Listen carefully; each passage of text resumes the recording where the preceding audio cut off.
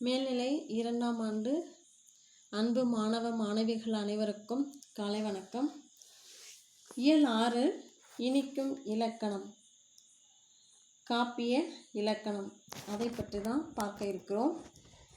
காப்பியம் என்றால் நம் அனைவருக்கும் ஞாபகத்தில் வருவது ஐம்பெருங்காப்பியங்கள், ஐஞ்சிறுகாப்பியங்கள்.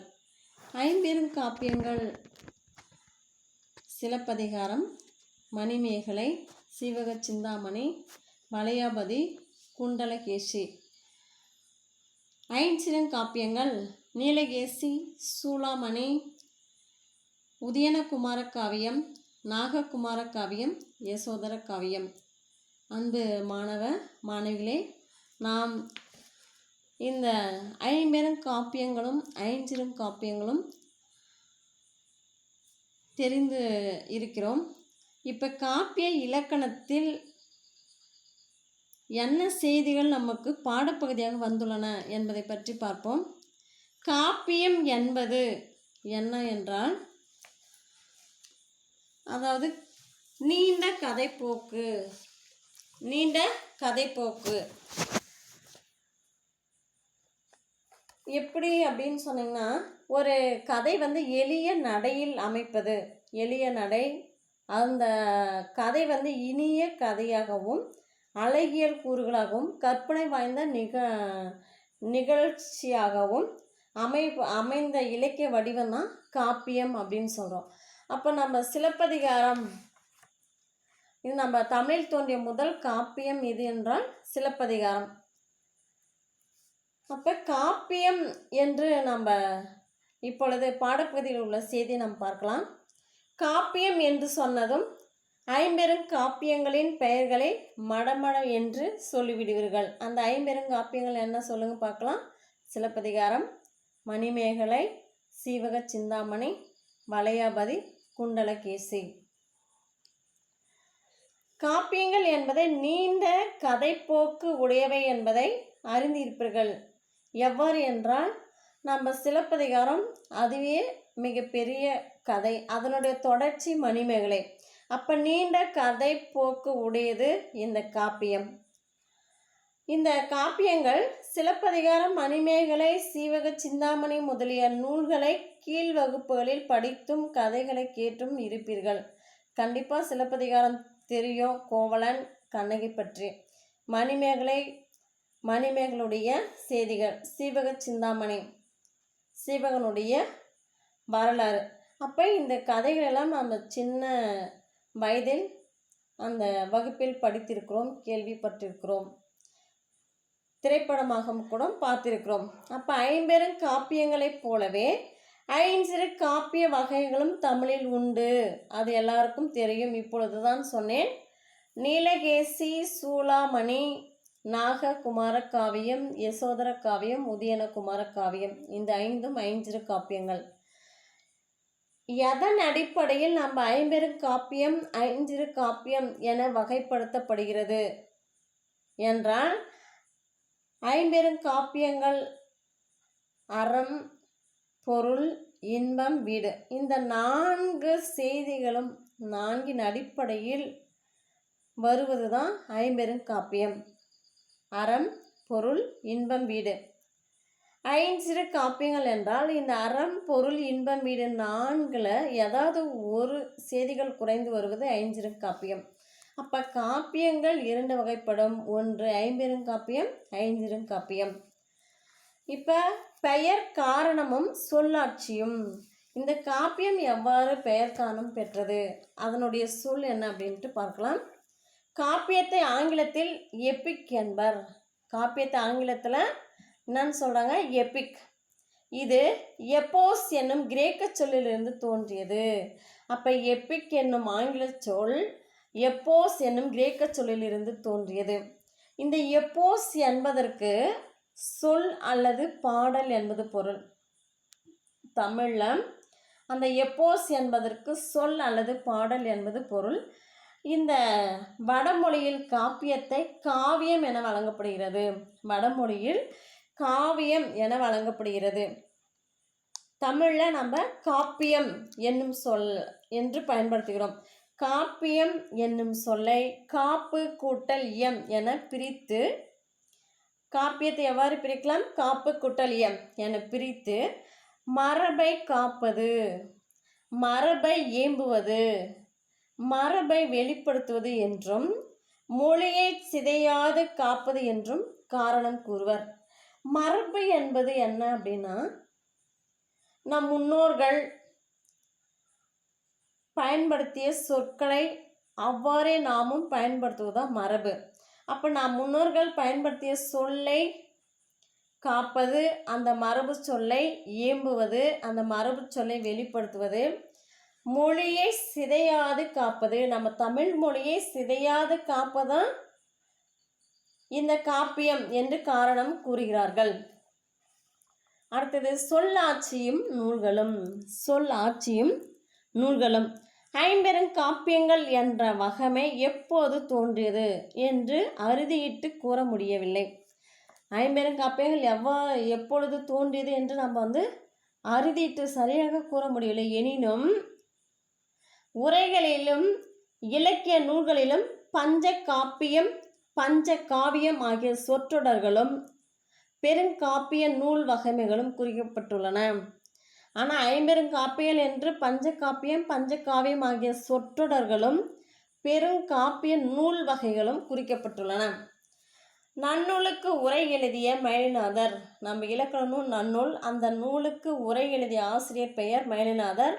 அவர் தன்னுடைய உரையில் ஐம்பெருங்காப்பியம் என்னும் சொற்றொடரையும், ஐம்பெருங்காப்பியங்கள் என்ற சொற்றொடர் பயன்படுத்தியுள்ளார் நன்னூல் உரையாசிரியர் மயிலைநாதர். தமிழ் விடு தூது பாடிய புலவர் அந்நூலில் பஞ்ச காப்பியம் என்னும் சொற்றொடரையும் குறிப்பிட்டுள்ளார். அப்போ நன்னூலார் நன்னூல் உரையாசிரியர் மயிலைநாதர் ஐம்பெருங்காப்பியம் என்று கூறியுள்ளார். தமிழ் விடு தூது நூல் பஞ்ச காப்பியம் என்னும் சொற்றொடரை குறிப்பிடுகின்றனர். பொருள் தொகை நிகண்டு, திருத்தணிகை உலா ஆகிய நூல்கள் பெருங்காப்பியம் 5 என குறிப்பிட்டு அவற்றின் பெயர்களையும் வழங்கியுள்ளன. பொருள் தொகை நிகண்டு என்னும் நூலும் திருத்தணிகை உலா ஆசிரியர் கந்தப்ப தேசிகர். அவரும் ஐம்பெருங்காப்பியங்கள் சொல்லியும் அந்த ஐம்பெருங்காப்பியங்களையும் அந்த பெயர்களையும் வழங்கியுள்ளனர். சிறுங்காப்பியங்கள் 5 என்று வழங்கும் வழக்கம் சீவை தாமோதரனார். சீவை தாமோதரனார் உரையாசிரியர். சூளாமணிக்கு 1895 உரை எழுதியிருக்கிறாரு. அந்த உரையில் ஐஞ்சிறுகாப்பியங்கள் என்று அந்த பதிப்புரையில் எழுதியுள்ளார். சிறு காப்பியங்கள் 5 என்று வழங்கும் வழக்கம் சீவை தாமோதரனார் காலத்திற்கு முன்பே இருந்துள்ளது என்பது அவர் பதிப்பித்த சூளாமணி நூலில் பதிப்புரையிலிருந்து நம்ம அறிய முடிகிறது. அப்போ ஐஞ்சிறுகாப்பியங்கள் இதுக்கு முன்னாடி இருந்திருக்கு என்று சூளாமணி 1895 அவர் பதிவு செய்துள்ளார். அன்பு மாணவ மாணவிகளே, இப்போ காப்பியத்தை குறிக்கும் பிற பெயர்கள் ரொம்ப முக்கியமானது. காப்பியத்தை குறிக்கும் பிற பெயர்கள் இது 2 மதிப்பெண் வினால கூட வரலாம். பொருட்தொடர்நிலை செய்யுள், கதை செய்யுள், அகலக்கவி, தொடர்நடை செய்யுள், விருத்தச் செய்யுள், உரை இடையிட்ட பாட்டுடை செய்யுள், மகாகாவியம். இப்போ உரை இடையிட்ட பாட்டுடை செய்யுள் என்றால் எந்த நூல்னா எந்த காப்பியம் என்றால் சிலப்பதிகாரம். அதே மாதிரி அகலக்கவி என அழைக்கப்படும் காப்பியம் எதுனா குண்டலகேசி. அன்பு மாணவர்களே, காப்பியத்தை குறிக்கும் பிற பெயர்கள் பொருட்தொடர்நிலை செய்யுள், கதை செய்யுள், அகலக்கவி, தொடர்நடை செய்யுள், விருத்தச் செய்யுள், உரை இடையிட்ட பாட்டுடை செய்யுள், மகாகாவியம். அடுத்தது காப்பிய அமைப்பு முறை. நம்மளுடைய காப்பியம் எவ்வாறு அமைந்துள்ளது? காப்பிய சிற்றுறுப்புகளாக, காப்பியத்தை பேருறுப்பு சிற்றுறுப்பு என 2. இப்போ காப்பிய சிற்றுறுப்புகளாக காதை, சருக்கம், இலம்பகம், படலம் முதலானவை சிற்றுறுப்புகளாக அமைந்திருக்கின்றன.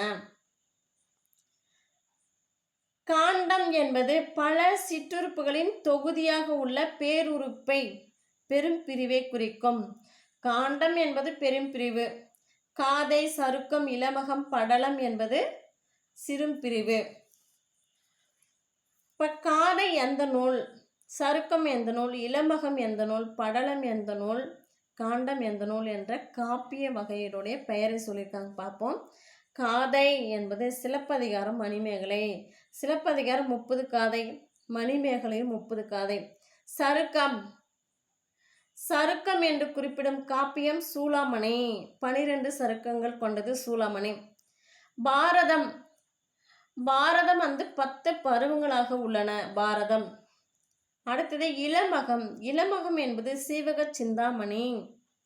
சீவக சிந்தாமணி 13 இலமகங்கள் கொண்டது. படலம், கந்த புராணம், கம்பராமாயணம். கம்பராமாயணம் 113 படலங்கள் கொண்டது. காண்டம், காண்டம் என்பது பெரும் பிரிவு. சிலப்பதிகாரம் 3 காண்டங்கள், கம்பராமாயணம் 6 காண்டங்கள். இதுவும் முக்கியமான செய்திகள். அடுத்தது தண்டி அலங்காரம் கூறும் காப்பிய இலக்கணம். முதல்ல காப்பிய இலக்கணத்தை பற்றி கூறும் நூல் எதுனா தண்டி அலங்காரம். முக்கியமான வினா, காப்பிய இலக்கணத்தை பற்றி கூறும் முதல் நூல் எது என்றால் தண்டி அலங்காரம். வடமொழியில் காவிய தரிசனம் என்ற நூலை தழுவி தமிழில் எழுதப்பட்ட அணி இலக்கண நூல் தண்டி அலங்காரம் ஆகும். தமிழில் முதலில் தோன்றிய அணி இலக்கண நூல் எது என்றால் தண்டி அலங்காரம். இந்நூலில் பெருங்காப்பியம், சிறுங்காப்பியம் என்று 2 வகையாக பிரிக்கப்பட்டு காப்பிய இலக்கணம் கூறப்பட்டுள்ளது. காவிய தரிசனம் என்பது வடமொழி. அந்த வடமொழி நூலை தமிழில் தண்டி அலங்காரம் என்று எழுதியவர் தண்டி. காவிய தரிசனம் ஆசிரியரும் தண்டிதான். காப்பியம், காப்பியங்கள் ஒரு வகை செய்யுளாலும் அமையும், பல்வகை செய்யுளாலும் அமையும். காப்பியம் என்பது ஒரு வகை செய்யுள் என்றால் பாடல். காப்பியங்கள் ஒரு வகை செய்யுளாலும் அமையும், பல்வகை செயல்களாலும் அமையும். இந்த தண்டி அலங்காரம் நூல் பாவிகம் என்பது காப்பிய பண்பே என்று தண்டி அலங்கார நூற்பா 89வது நூற்பா சொல்லியிருக்காங்க. பாவிகம் என்பது காப்பிய பண்பே. பாவிகம் என்பது காப்பியத்தின் பண்பாக கூறப்பட்டுள்ளது. பாவிகம் என்பது காப்பியத்தின் பண்பாக கூறப்பட்டுள்ளது. இப்போ இந்த நூற்பா முக்கியமானதுமா. பாவிகம் என்பது காப்பிய பண்பே என்று கூறும் நூல் தண்டி அலங்காரம். இப்போ பெருங்காப்பியம், சிறுங்காப்பியம். பெருங்காப்பியம் எவ்வாறு இருக்க வேண்டும் என்று குறிப்பிடப்பட்டுள்ளது. உற்று கவனிங்கள் அன்பு மாணவ மாணவிகளே. முதல், வாழ்த்துதல், தெய்வத்தை வணங்குதல், வருபொருள் உரைத்தல் என்ற 3இல் ஒன்றினை தொடக்கத்தில் பெற்று வரும். அவற்றுள் 2ஓ 3ஓ வரலாம். வாழ்த்துதல், தெய்வத்தை வணங்குதல், வருபொருள் உரைத்தல் என்ற 3இல் ஒன்றினை தொடக்கத்தில் பெற்று வரும். இப்போ சிலப்பதிகாரம் கடவுள் வாழ்த்தாக எதை வாழ்த்துகிறார்?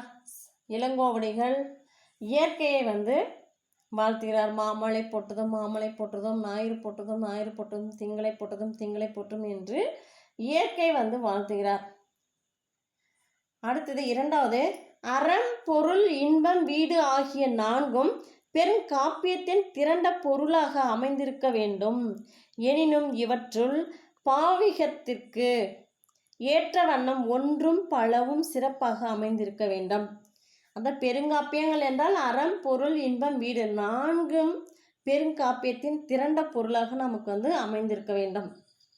3வது, தன்னிகர் இல்லா தன்மை உடையவனை காப்பிய தலைவனாக கொண்டிருத்தல் வேண்டும்.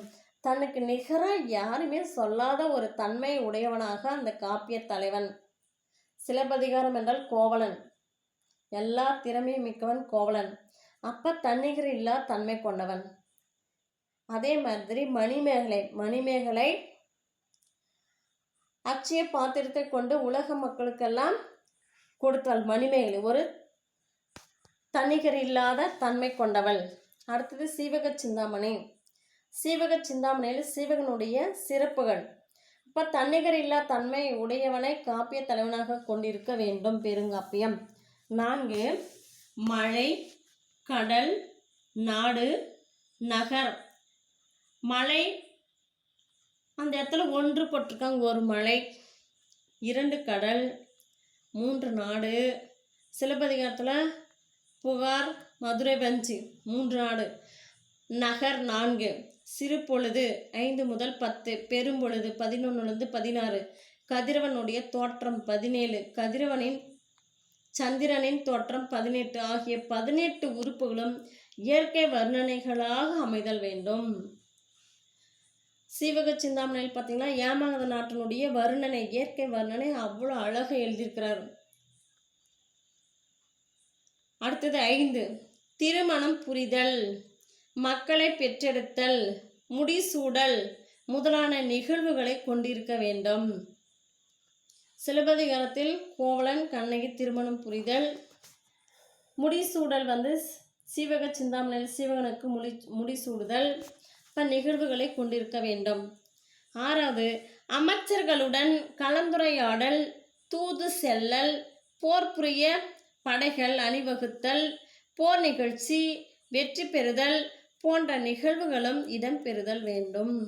அமைச்சர்களுடன் கலந்துரையாடல் வேண்டும், தூது செல்ல வேண்டும், போர் புரிய படைகள் அணிவகுத்தல் வேண்டும், போர் நிகழ்ச்சி, வெற்றி பெறுதல் போன்ற நிகழ்வுகளும் இடம்பெறுதல் வேண்டும்.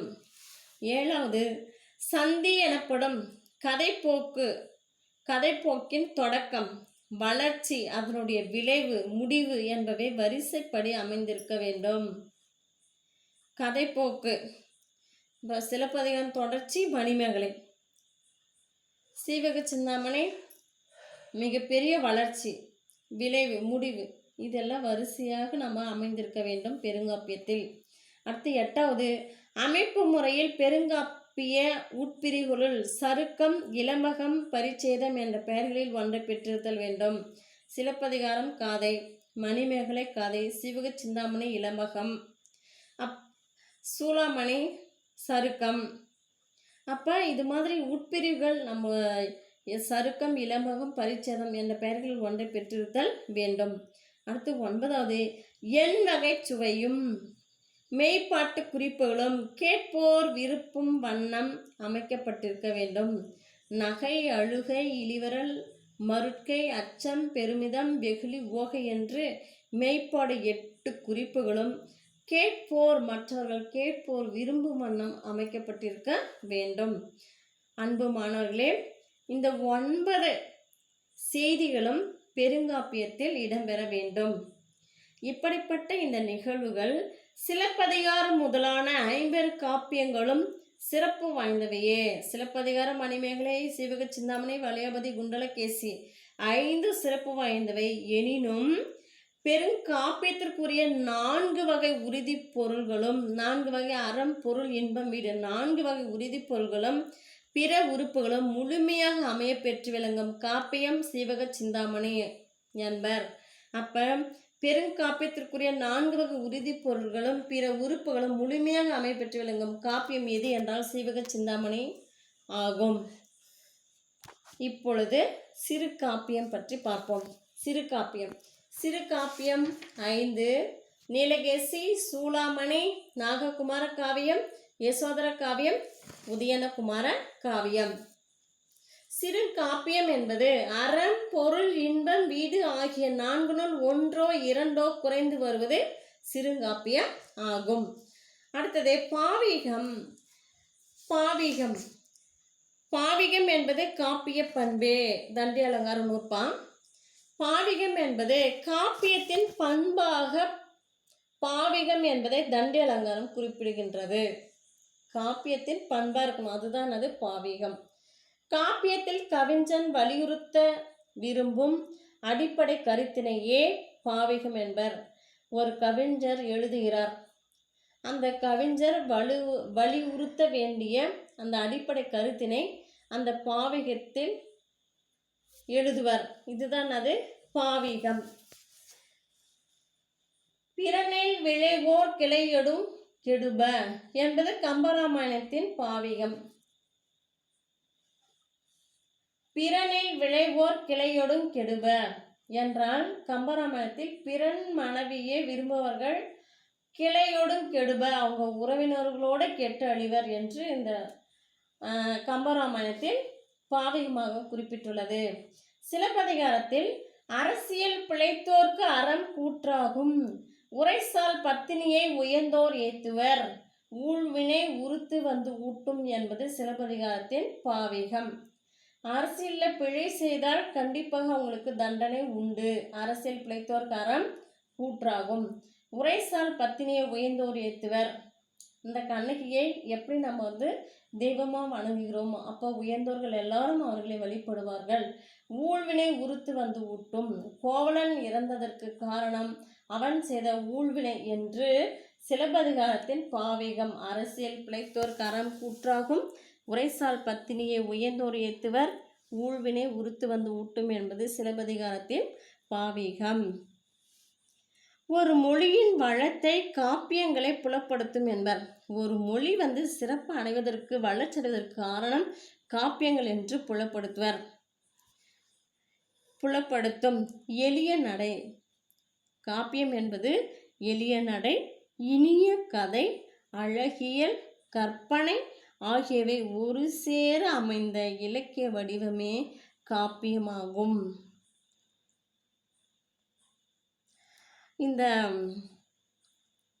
இந்த கற்பனை சிலப்பதிகாரத்தில் கோவலன் மதுரைக்கு வரும்பொழுது அவன் இறந்து விடுவான் என்ற செய்தியை கவிஞர் கற்பனையாக கூறுகிறார். போருளம் தெடுத்த ஆரையில் நெடுங்கொடி வாரல் என்பது போல் மறுத்து கை காட்ட, கோவலனே நீ மதுரைக்கு வர வேண்டாம் என்று கற்பனையாக உணர்த்துவது போல அமைய வேண்டும். அப்போ ஒரு கவிஞர் எளிய நடை, இனிய கதை, அழகியல், கற்பனை ஆகியவை ஒரு சேர அமைந்த இலக்கிய வடிவம் தான் காப்பியம். காவியமானாலும் ஓவியமானாலும் இன்பம் தந்து வாழ்க்கையை உயர்த்த வேண்டும். அது காவியமாக இருந்தாலும் சரி, அது கதையாக இருந்தாலும் சரி, ஒரு ஓவியமாக இருந்தாலும் சரி, அது இன்பத்தை தந்து வாழ்க்கையை உயர்த்த வேண்டும். இன்றைக்கு மனிதனுடைய எண்ணங்களும் சுவை உணர்ச்சியும் கற்பனை ஆற்றலும் விரிந்திருக்கின்றன. பண்பாட்டிற்கேற்ற மரபை தெரிந்து கொண்டு பழமைக்கு புதிய உருவமும் புதுமைக்கு பழைய உரமும் இணைந்த காப்பியங்கள் காலந்தோறும் தோன்ற வேண்டும். நன்னூலார் குறிப்பிட்டது போல நன்னூல் பழையன கழிதலும் புதியன புகுதலும் என்பது போல காப்பியங்களும் அவ்வாறு காலந்தோறும் தோன்ற வேண்டும். அடுத்தது, அணிகளின் இலக்கணத்தை கூறும் நூல்களுள் முதன்மையானது தண்டி அலங்காரம்.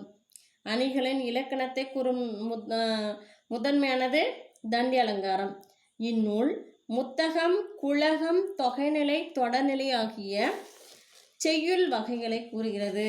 முத்தகம், குழகம், தண்டி அலங்காரம் முத்தகம், குழகம், தொகைநிலை, தொடர்நிலை ஆகிய செய்யுள் வகைகளை கூறுகிறது.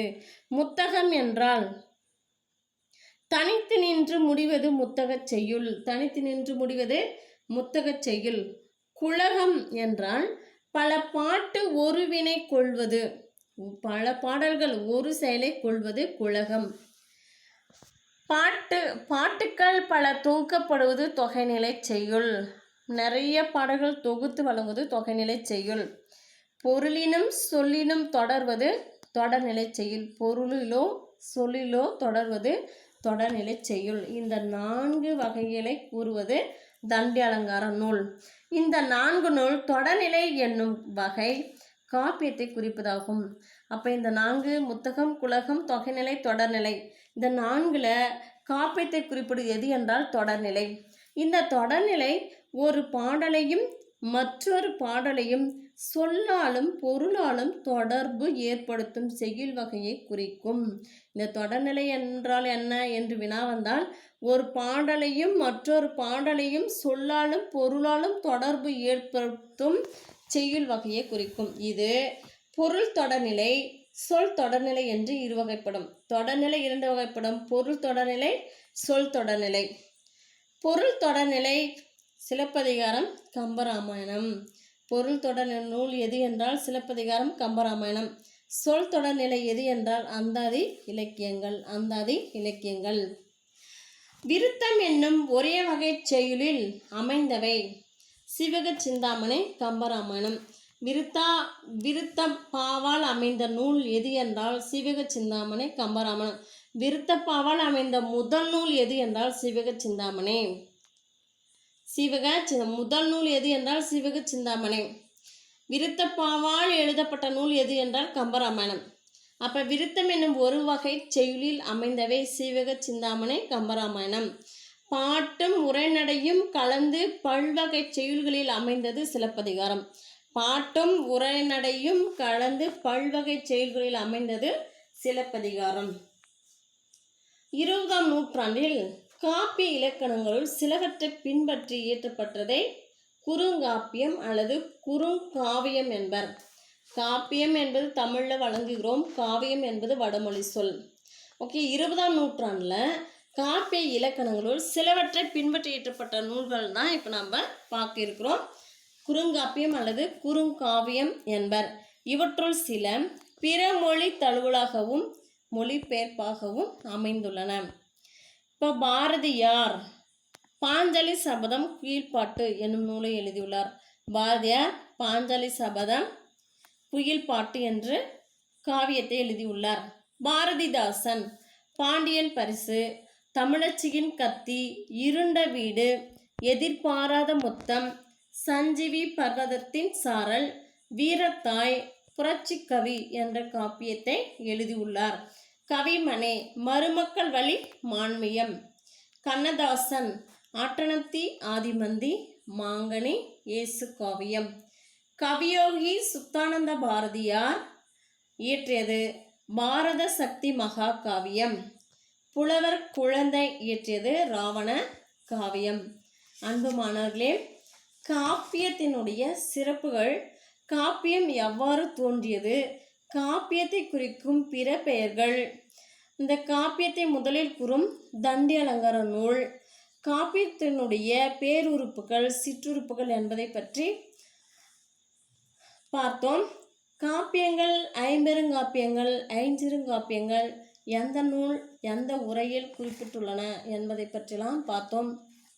ஐம்பெருங்காப்பியங்கள் எவ்வாறு அமையும், ஐஞ்சிறு காப்பியங்கள் எவ்வாறு அமையும், பாவிகம் என்பதனுடைய பொருள், இதெல்லாம் நம்ம தெரிந்து கொண்டோம். அன்பு மாணவ மாணவிகள் அனைவருக்கும் நன்றி.